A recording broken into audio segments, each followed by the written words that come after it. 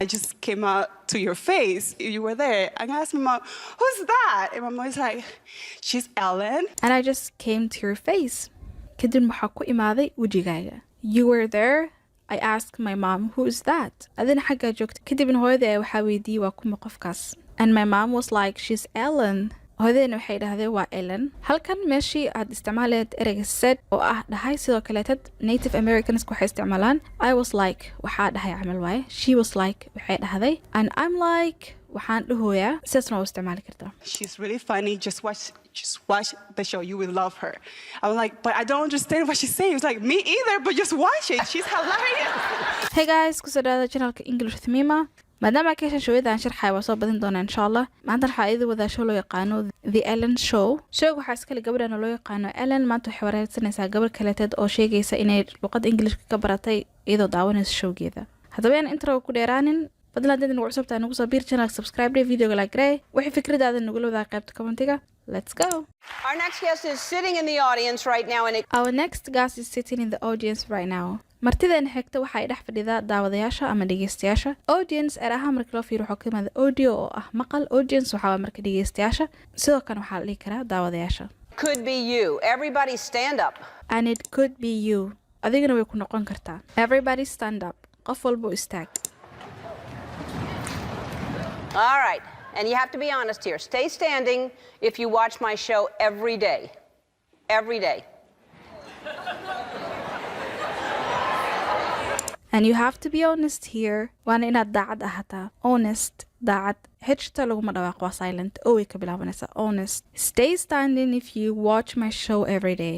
yani waxay leedahay sii taagnaaw haddii aad showgayga daawatid maalin walba. You should be ashamed of yourselves.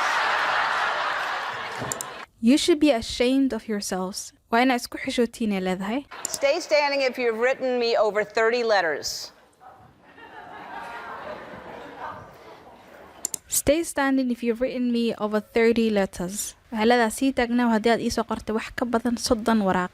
Stay standing if you've written me over 30 letters. Stay standing if you're originally from the Dominican Republic.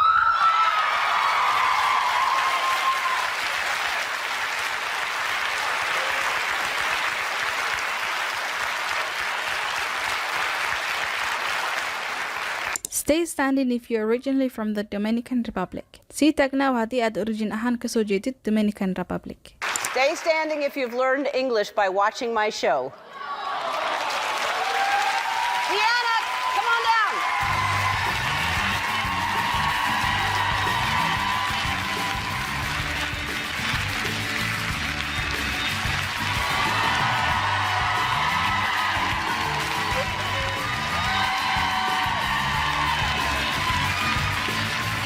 Stay standing if you've learned English by watching my show.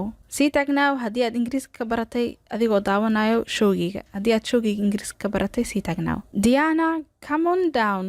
Diana, soo dego. First of all, it was a great way to find out who watches my show every day. First of all, it was a great way to find out who watches my show every day. ugu horreyntii waxay ahayd wado fiican oo ku ogaa karayo showgayga maalin kasta daawado. Find out, ogaansho. So, when did you move here from the Dominican Republic? So when did you move here from the Dominican Republic? goormee kasoo guurtay Dominican Republic oo aad halkan imaaday? Move sidoo kale waxaa loo isticmaali karaa guurida. I moved here on May of 2011. 2011. I moved here on May of 2011. waxaan halkan usoo guuray bishii May 2011. Okay, and you didn't speak any English at all? And you didn't speak any English at all. wax Ingiriis ahna kumaadan hadlaynin. At all? gebi ahaanba. No, I literally speak 2 words. It was hello and goodbye. Yeah. Well. No, I literally speak 2 words. It was hello and goodbye. waxaan ku hadli jiray kaliya 2 eray oo ah hello and goodbye. And so you learned English from watching my show, and how did you do that? And so you learned English from watching my show. waxaan Ingiriis ku baratay adigoo daawanaya showgayga. How did you do that? sidaas ku samaysay? Oh my God. Okay, that's a funny story. I was just flipping through the channels, just flipping to it, and That's a funny story. waa sheeko shactara leh. waa sheeko funny ah. I was just flipping through the channels. waxaan gedgedinayay channelska oo TV-ga ka hadlaysa. Flip waxaa waaye gedin. Just flipping through it. waa gedgedinaa yani. I just came out to your face. You were there. And I asked my mom, who's that? And my mom was like, she's Ellen. And I just came to your face. Kadib waxaa ku imaaday wejigaaga. You were there. I asked my mom, who's that? Adina xaggaa joogta. Kadibna hooyaday waxaa weydiiyey waa kuma qofkaas. And my mom was like, she's Ellen. hooyadeyna waxay dhahdeen waa Ellen. Halkan meeshii aad isticmaaleed ereyga said oo ah dhahay sidoo kaleetad Native Americans waxay isticmaalaan. I was like waxaa dhahay camal waaye. She was like waxay dhahday. And I'm like waxaan dhahooyaa sidaasna waa u isticmaali kartaa. She's really funny. Just watch the show. You will love her. I'm like, but I don't understand what she's saying. It's like, me either, but just watch it. She's hilarious. She's really funny. waa qof shactaro badan. Just watch the show. Kaliya adiga showga daawo. You will love her. waad ka heli doontaa, waad jeclaan doontaa. I was like, but I don't understand what she's saying. I was like, waxaan dhahay, but I don't understand what she's saying. Laakiin ma fahmo waxa ay leedahay iyada. Yani sidaan ku daawada qof aan fahmin camal. She was like, me either. Masoo laalaawat ina fahantina rajayna. She was like, iyaduna waxay dhahday, me either. Xataa aniga ma fahmo. Me either. Anna ma fahmo. But just watch it. Laakiin daawo un. She is hilarious. waa qof shactaro badan. And then I was like, okay. Kadibna waxaa dhahay haye. And then I was like, okay, I'll watch it. I didn't understand anything you were saying, literally. I'm sorry if I didn't. And then at the end of the show, it's like, there was just this word that you say, be kind. And then that word stuck with me, like, and I didn't understand anything you were saying, literally. يعني ما فهمين waxaa sheegaysay dhahday. I'm sorry, but I didn't. waan ka xumahay laakiin ma fahmin. At the end of the show, there was just this word you say be kind. Dhammaadka showgan waxaa jira erey waxaad lahayd be kind, yani qof naxariis leh noqo. Be kind, qof naxariis leh noqo. And then that word stuck with me. kadibna ereygaasaa iga hari waayey, ereygaasaa igu dhegay. Ereyga stuck waa wax markii wax ku dhegayaan. Tusaalahaan waxaa dhihi kartaa this song stuck with me. يعني heesta waa iga hari laada. Heesta markay madaxa kaa gasho kugu dhegto kale saasaa u isticmaali kartaa. You know, like when you get this word that you really want to see what it is, I got my dictionary, I look it up. And you know, when you get this word that you really want to see what it is, and you know, markii aad heshid erey aad isleedahay waxaan maxaa waaye, micnihiis maxaa waaye oo kale, waad rabtid inaad ogaatid micnihiisa. I got my dictionary. waxaa soo qabsaday dictionary-gayga. I look it up, waan raadiyey. Look up, raadin. Look up sidoo kale waxaa u dhigmataa search oo kale, raadin. laakiin raadintan waxaa loo isticmaalaa keliya markaad macluumaad raadinaysid.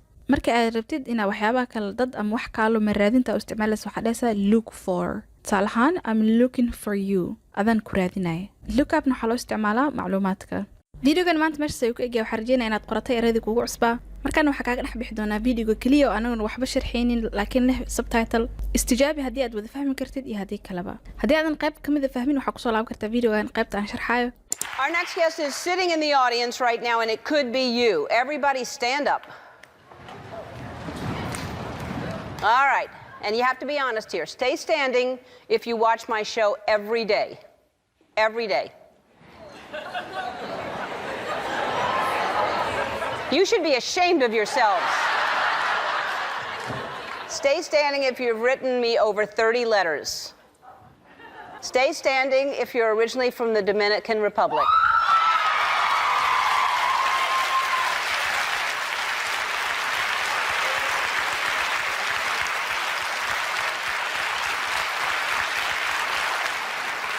Stay standing if you've learned English by watching my show.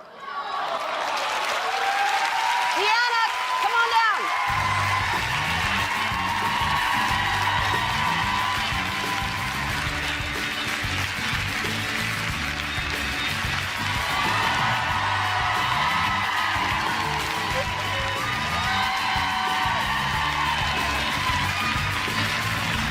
Hi, Diana Aquino, right? Yes. Hello. First of all, it was a great way to find out who watches my show every day.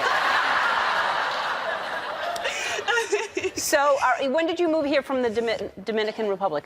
I moved here on May of 2011. 2011? Yes. Okay, and you didn't speak any English at all? No, I literally speak 2 words. It was hello and goodbye. Yeah, well, most important words here, Yeah, really. of course. All right, and so you learned English from watching my show, and how did you do that? Oh my God. Okay, that's a funny story. I was just flipping through the channels, just flipped into it, and I just came out to your face. You were there. And I asked my mom, who's that? And my mom was like, she's Ellen. She's really funny. Just watch the show. You will love her.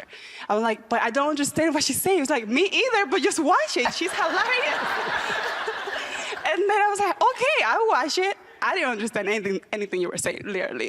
I'm sorry, but I didn't. And then at the end of the show, it's like, there was just this word that you say, be kind. And then that word stuck with me. Like, and like when you get this word that you really want to see what it is, I got my dictionary, I look it up. anyways videoga maanta meeshan ay ku joojinayna haddii aad u baahantihiin inaad samey barto igu soo sheega gabadhan waxay ka sheekeynaysaa qaabka showga uga baratay luqadda Englishka waad ku mahadsan tahay daawashada fadlan ha hilmaamin videoga la garaysid pageka subscribe aad dhahdid see you in my next video bye